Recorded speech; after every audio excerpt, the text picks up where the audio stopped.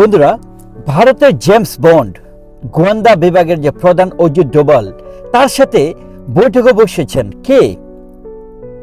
বন্ধুরা, তার সাথে বৈঠকে বসেছেন আমেরিকার 16টা ডিপার্টমেন্টের গোয়েন্দা বিভাগের যে প্রধান তুলসী গ্যাবার্ড।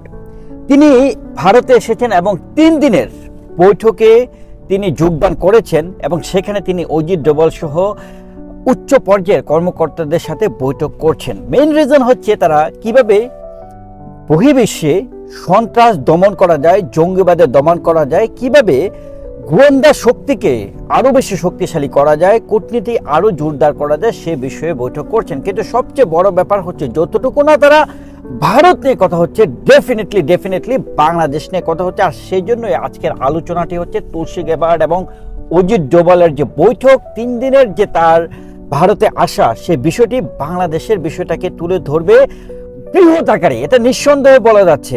বন্ধুরা, একটা বিষয়, একটা এক্সাম্পল আপনাদেরকে আমি দিতে চাই, সেটা হচ্ছে ভারতে যতটুকু না আসলে তাদের কূটনীতিকভাবে যতটুকু তারা যে দিকে তারা এগোয়, তার মিডিয়াগুলা কমপ্লিটলি তার বিপরীতমুখী। ধরেন তাদের কূটনীতি যদি হয় উত্তরমুখী, তাহলে তাদের মিডিয়ার আলোচনা বা তাদের যে আচরণগুলা হয় পুরোপুরি উল্টা, মানে দক্ষিণমুখী, পূর্ব পশ্চিম, মানে টোটালি অপোজিট। সো আমরা যা দেখতে পাচ্ছি মিডিয়াতে, ভারতের মিডিয়া বা Bangladesh media, basically internally something happening, bigger scenario, যেটা আসলে আমি বারবারই বলি যে কূটনীতির বিষয়টা হচ্ছে যে সবসময় বিহাইন্ড দ্য সিনে খেলাটা হয় বেশি, এবং মানে ইন ফ্রন্ট অফ এভরিয়া যেটা হচ্ছে সেটা হচ্ছে অনলি 5%। তো আজকে আমার কাছে যে কারণে মনে হচ্ছে যে তুলসী গ্যাবার্ডের সাথে সাথে আপনারা জানেন যে কিছুদিন পরে ডোনাল্ড ট্রাম্প ভারত সফর করবেন, এবং ডোনাল্ড ট্রাম্পের সফরটা যতটুকু ইম্পর্টেন্ট তার থেকে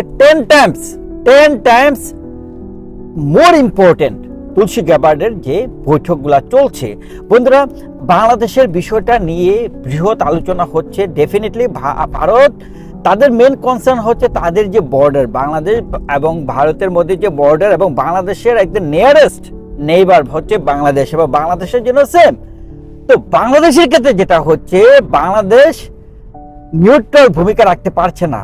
তারা দেখা যাচ্ছে যে কোনো একটা গোষ্ঠীর স্বার্থসিদ্ধির জন্য, মানে জামাত ইসলামের স্বার্থসিদ্ধির জন্য তারা ডিফারেন্ট গেম বা রোল প্লে করার চেষ্টা করছে। আর that's the problem for current scenario in Bangladesh. তো যেটা হতে পারে যে তুলসী গ্যাবার্ডের সাথে যেহেতু অজিত ডোভালের বৈঠকে বসছেন তিনি, এবং অলরেডি ইতিমধ্যে তারা যে বিষয়গুলো নিয়ে আলোচনা করবে, মেইন প্রায়োরিটির জায়গায় থাকবে বাংলাদেশ এবং বাংলাদেশ সরকার ব্যবস্থা এবং জামাত ইসলাম এবং হিজবুত তাহরির যে জঙ্গি ব্যবস্থা, এই ব্যবস্থাটাকে আসলে তুলে ধরা হবে। এবং আপনারা জানেন যে নানা সময়ে গত কিছু মাসে যে সংখ্যালঘুদের উপর অত্যাচার হয়েছে এবং শিশু বাচ্চা থেকে শুরু করে যে ধর্ষণের শিকার হয়েছে অনেকে, এই বিষয়গুলো নিয়েও কিন্তু আলোচনা হবে। এবং হিজবুত তাহরির বিষয়টা ব্যাপকভাবে আলোচনা আসবে, জামাত ইসলামের বিষয়টা ব্যাপক আলোচনায় আসবে। সো বলা যাচ্ছে যে আমরা নিয়ার ফিউচারে কিছু একটা কিছু আমরা দেখতে পাবো, বিগ সিনারিও আমাদের সামনে আসবে।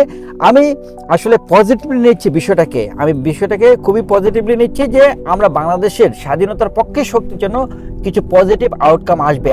আপনারা আমার সাথে কতটুকু একমত? আমরা কি পজিটিভ কোনো কিছু দেখতে পারবো এই বৈঠক থেকে? কমেন্টস করে জানাবেন। Thank you so much.